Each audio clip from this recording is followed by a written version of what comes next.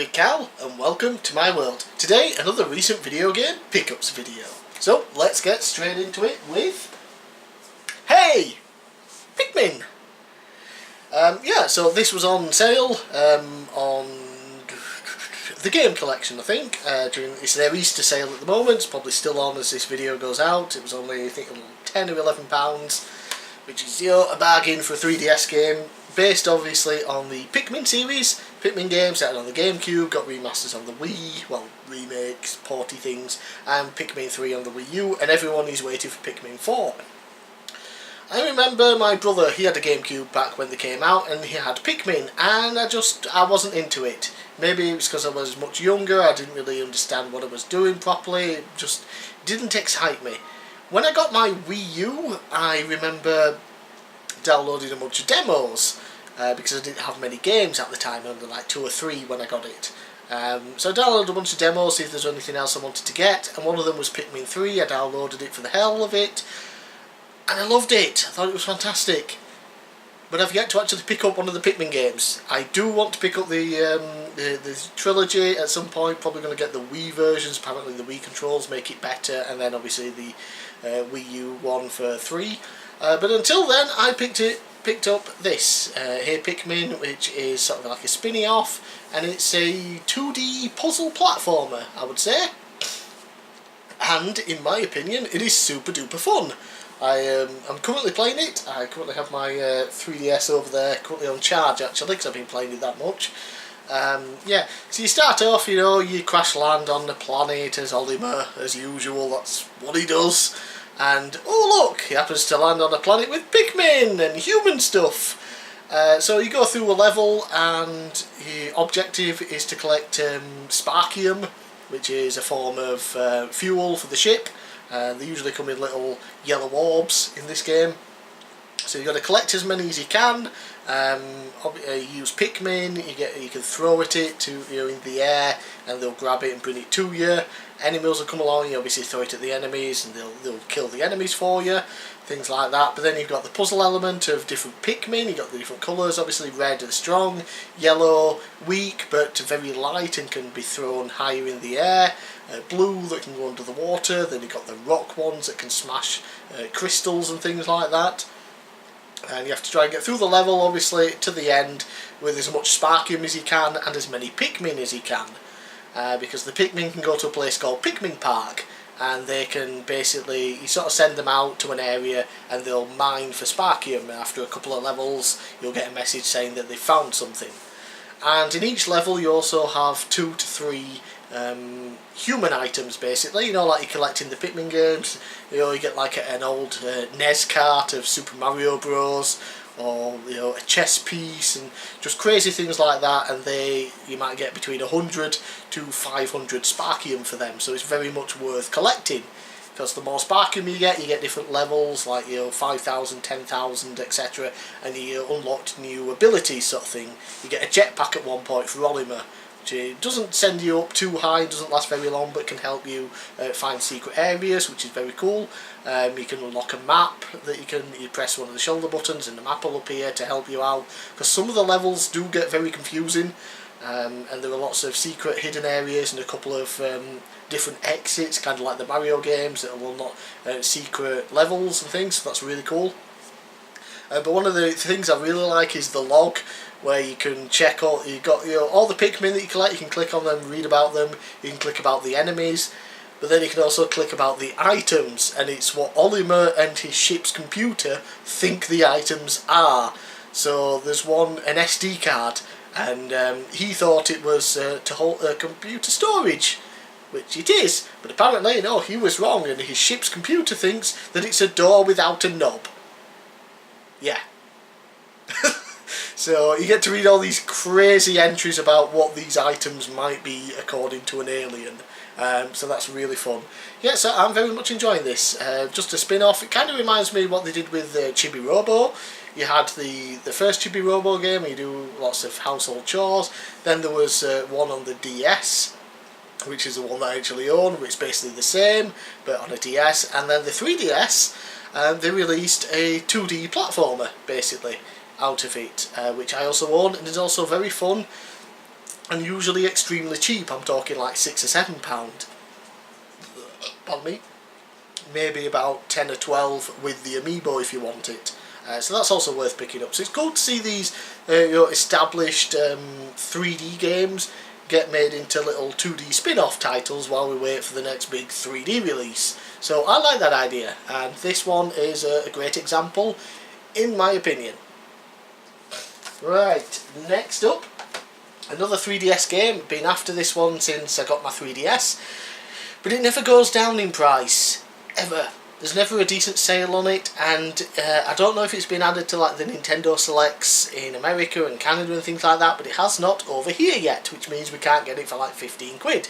So I did have to buy it second hand, but I was okay with that, and I did get it for about 15 quid with an eBay voucher, because they keep sending me these eBay vouchers. Keep getting £5 off, £20. It's great, but also bad for my bank account, but great for my game collection. Anyway, it is New Super Mario Bros.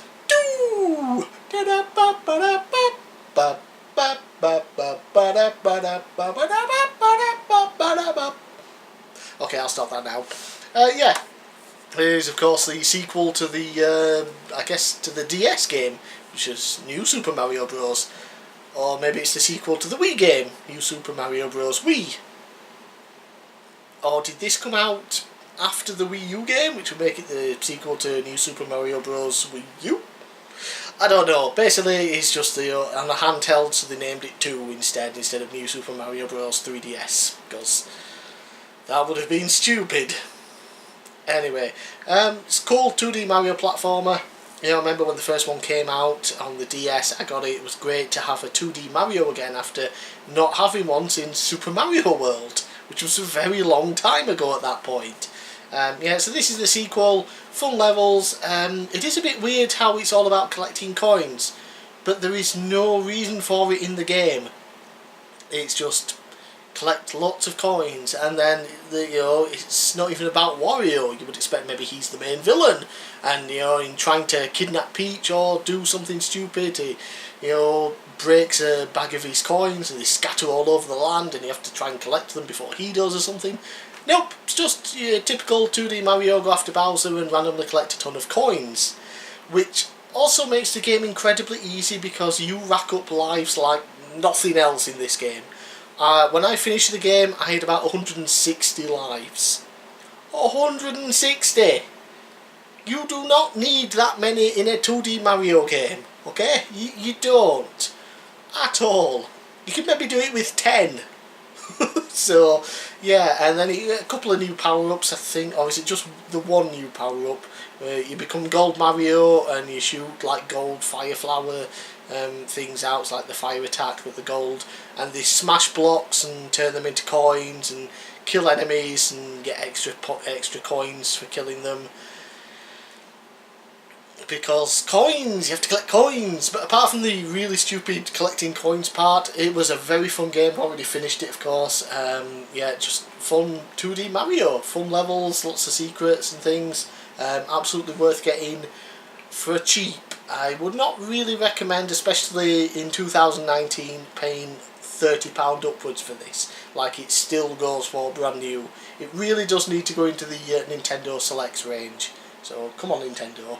I'm still waiting for Mario Kart fucking 7 to go in the Selects range so I can pick that up for cheap.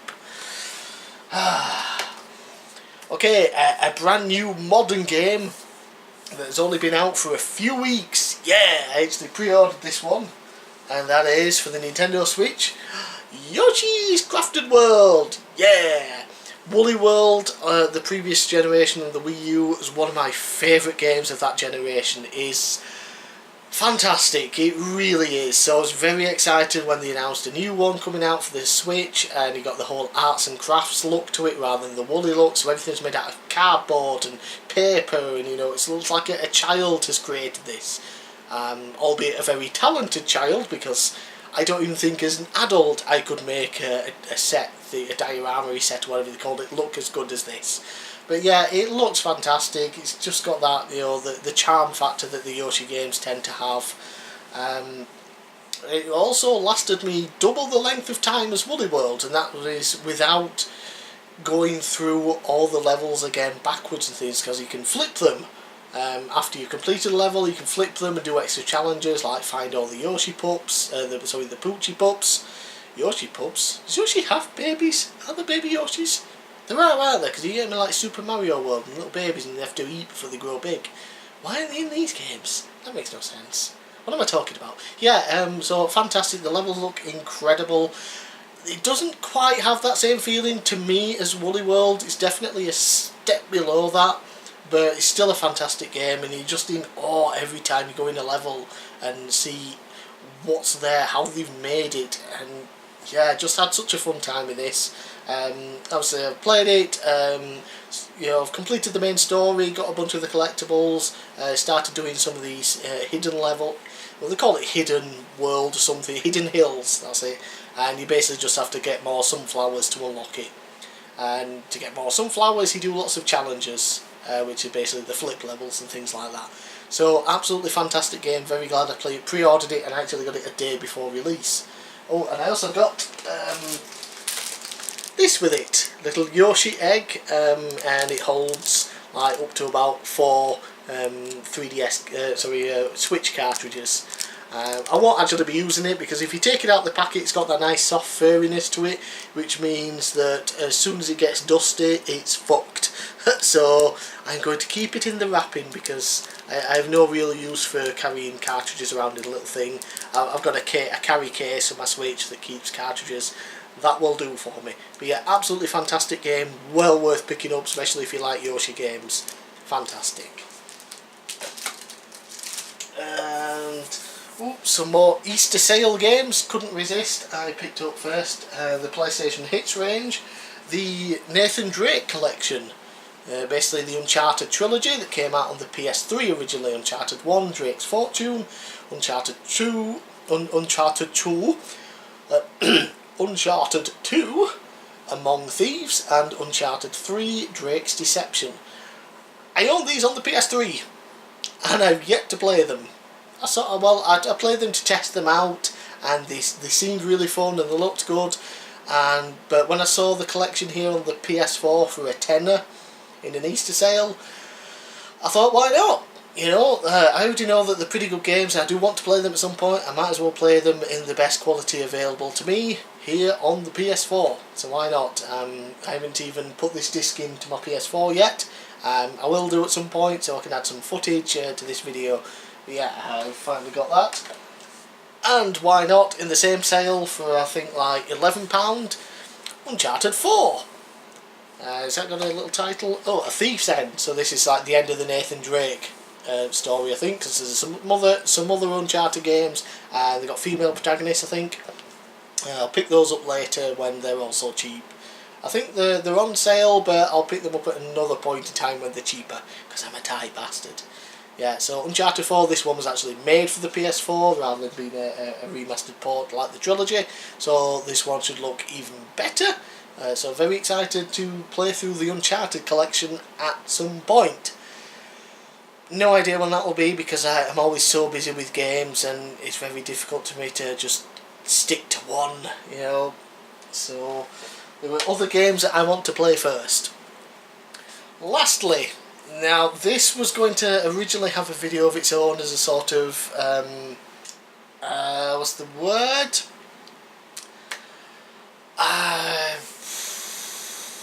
Holy Grail, that's it. Yeah, I did a Holy Grail video a while back when I picked up a certain wrestling game, Fire Pro Wrestling Returns, on the PS2. The reason that was a Holy Grail is that I collect wrestling games, and that particular game was never released in the UK, but it did get a PAL release in Italy. So obviously getting hold of that particular PAL release is very difficult because it was only released in one country that I'm aware of, and it didn't sell that well, so getting hold of it cost money. I imported it from a guy from Portugal, so that was a Holy Grail for me. This one, not quite a Holy Grail, so that's why I decided against the video. Now, it was the last game on my wish list for the console that it's on. Not to say that I won't get any more games for this particular console in the future, it's just this was the last one that I knew I wanted, was on my list. I've now deleted it, it's gone. The wish list on my spreadsheet for that console is empty now. So I wanted it for a while. But the thing is, it keeps going up in price. So that's always sort of put me off, because it's always been expensive-ish. That, and it's sought after. So most people tend not to sell it and get rid of it because they want to keep it. Because it's a fun game, and you know, it is constantly going up in value. So some people might be keeping them to sell them later. But if you remember in my non-gaming pickups video that I posted yesterday, I believe, check that out if you haven't seen it. I'll post a link in the description just in case. I mentioned that my friend gave me a bunch of DVDs and Blu-rays, and I traded them into sex. Traded them in with some of my stuff as well, and I got a lovely voucher for £20 for sex. So I put that towards this game and got it for half price. So the game was £40, which I know it's the price of a brand new game these days. Yoshi's Crafted World cost me £38.99, so you know. But I always begrudge paying like full price for a modern game for a retro-y style game, or at least, you know. I don't want to pay £40 for a game that came out, you know, like 15 years ago. That's just me. But I did, because I had that £20 sex voucher, and here it is. To finish off my original Xbox want list, Stubbs the Zombie, Rebel Without a Pulse. Yes, finally got this game. Been wanting it for absolutely ages. It keeps going up in price, and I finally decided I'm going to buy it before it goes up even further. So this was, of course, an Xbox exclusive. Console wise, it was available on PC as well, and it's probably dirt cheap on PC, but I don't want it on PC, I want it on the Xbox. So I finally picked it up, and ooh, it's built with the Halo engine. Yeah, so you know it's good. Basically, you are a zombie. You died, you're a zombie, and it's 1959. And you're basically in this sort of like futuristic town where there's like hover cars and robots everywhere and everything's happy and lovely, la la la la la. And then you show up as a zombie and start eating people and turning them into zombies. That's sort of as far as I've got with the story so far. I don't know, I'm guessing there's a bigger plot point at some point, but for now I'm a zombie. I've woken up like 30 years after I died in this futuristic town, and I'm turning everyone else into zombies. And it's really fun. And there's a robot helper. He's like a tour guide for this city, and it's almost as if he knows. This robot knows that you're a zombie and you're causing chaos, but it doesn't care. It's a helpful robot, so it's going to help you. And that's what it does. It literally helps you murder people by teaching you the controls, what you can do as a zombie, and you know where to go and to kill people. So, you know, it's got that, you know, sort of sarcastic-y robot sidekick with it. Really fun. And of course, I did buy this from sex, so when I bought it, I was thinking I might have to send it back if it wasn't up to scratch, because I paid £40 for it. So firstly, yes, it came with the manual. Holy shit! Yeah, very rare that sex actually have games with the fucking manuals, because they don't care. The manual is in pretty good condition, a bit tattered on the outside in places. You can see at the bottom there, things like that. So it's not mint or anything, but for me it's great. The inside is perfectly fine. Yeah, the game disc, honestly, to me looks brand new. I don't know how if you can see it on there. Look, there's the camera. Oh, there's a painting on the wall. Oh, there's another one. Yeah, the disc looks brand new. There is not a single mark on it. I am extraordinarily impressed with that. And of course the case and the cover is in really good condition. So I was very happy with my purchase. Finally get to add it to my original Xbox collection. So I'm sort of done collecting for that system now, until I see other random games that I want to pick up. Phew! And that is it for my recent video game pickups video. So thanks for watching. Let me know down below what games you got recently, what you think to some of the games that I picked up, and if there's anything that you think I should get for the next video. So I'm bigcal, thanks for watching, and I'll see you again next time. Okay, just a quick update on one game that I completely forgot to talk about, and one game that arrived in the post today, and I've just re-recorded a previous video, so I thought I'll add this on at the end. Why not?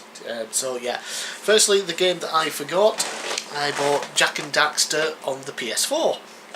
It's a digital release. I think it's supposed to be the PS3 remaster, because they brought out the collection, the trilogy remastered on PS3. But to me, it still looks like PS2 quality graphics, so I'm not sure if it's just that the PS3 remaster wasn't particularly great, or if it is actually just the PS2 game. Because when you save the game, it acts like it's saving to a PS2 memory card. I don't know if that's the same with the PS3 collection. But yeah, picked it up. It was only like £2.94 or something, £2.95 on thegamecollection.com. Sorry, eye twitching there. It's still that price at the moment during the Easter sale, so if you're interested, pick it up. I've always wanted to really get into the games. I own the originals on the PS2, but I thought that price on the PS4, why not? I'll go for it. Might encourage me a bit more to play it, because my PS4 is usually always set up, the PS2 isn't. I have to mess around with cables and things. So yeah, very excited to at some point really get into that series and start at the beginning and see what these 3D platformers are all about. And the next game, the one that just arrived today, if you remember in the last video, I got Mafia for the original Xbox to replace the PS2 copy that I have that doesn't really work properly. The disc is a bit buggered. And the Xbox version runs like crap. It's the same with all the console versions. The Xbox version is probably the best of the consoles, but it still runs like crap. So I looked into getting the PC version. It's obviously been released digitally on goodoldgames.com, it's on Steam, but they removed all the music because copyright, blah blah bullshit. Yeah, so you can download a patch that re-adds all the music into it, but the game digitally is $7.99. So I thought, couldn't I just buy the physical version for the PC? Won't that be much cheaper? Yes. Yes, it was. 75 pence. And I got this from Sex, 75p, and it's in great condition. Again, I'm very happy with what Sex has sent me lately. All 3 discs are included. They all look pretty new, almost unused. The manual is in here. Really, really good quality. It's again, not quite mint, but it's the closest to mint I think anything Sex have ever sent me. And it even includes the map, which I was surprised I didn't think that would come in it, and crikey, even the registration card for the game. So everything is here that was in it originally, as far as I know, and it all it looks in really good condition, so I'm very happy. I have installed this earlier today. Took me a while to get it working on Windows 7, because it is a game from like 2002. So it took me a while just to get it started. For anyone else who might be interested in this, to get it playing, set the start.exe or whatever file to load the game up. Set it to Windows Vista Service Pack 1 compatibility. That's how I got it working for me. And if you look into things like on Good Old Games, you'll go onto the forum there and you'll get a link to the widescreen fix patch.